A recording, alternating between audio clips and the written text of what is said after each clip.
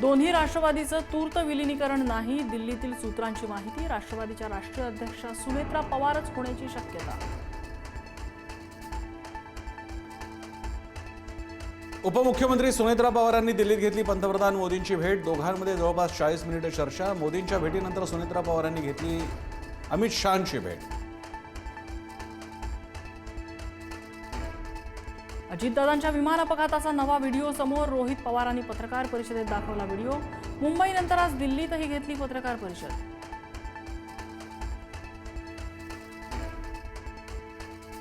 बारामती विमानतळाची डीजीसीएच्या अधिकाऱ्यांकडून पाहणी। धावपट्टीची स्थिती, तांत्रिक सुविधा तसंच आपत्कालीन यंत्रणाही सविस्तर तपासल्या।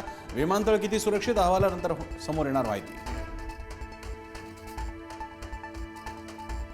राम सातपुतेंच्या हत्येचा कट रचला गेला। जयकुमार गोरेंचा आरोप, ज्यांचं राजकीय अस्तित्व धोक्यात ते कट रचतात। सातपुतेंचं विधान, तर मुर्दाळ माणसाला कोण मारणार, उत्तम जानकरांची खोचक टीका।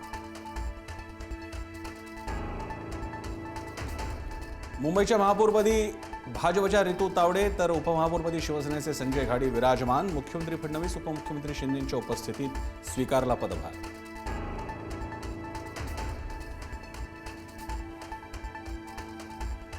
उपमहापौर महापौर निवडीवेळी मुंबई महापालिकेच्या सभागृहात जोरदार घोषणाबाजी।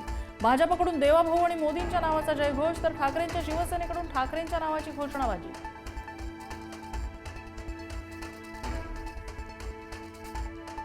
जयंत वाडेल महाराष्ट्राच्या राजकारणातील शकुनी, त्यांचा पांढरा चेहरा, गुन्हेगारीचा चेहरा। सदाभाऊ खोत यांची घणाघाती टीका।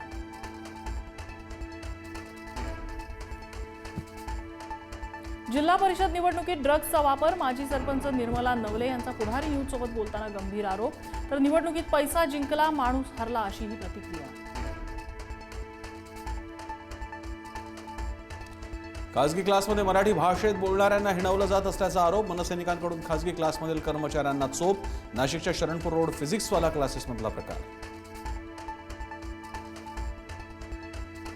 राज्यात अनेक ठिकाणी कॉपीमुक्त अभियानाचा फज्जा। वाशिम, जालना आणि बीडमध्ये 12वीच्या पेपरमध्ये कॉपी।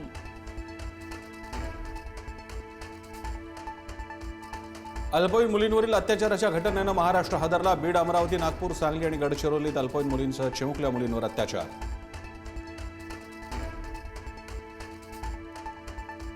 नागपुरात अल्पवयीन मुलीवर सामूहिक अत्याचार। 12वीच्या विद्यार्थ्यांसह त्याच्या मित्रांकडून अत्याचार। 3 आरोपी पोलिसांच्या ताब्यात, दोघं अल्पवयीन।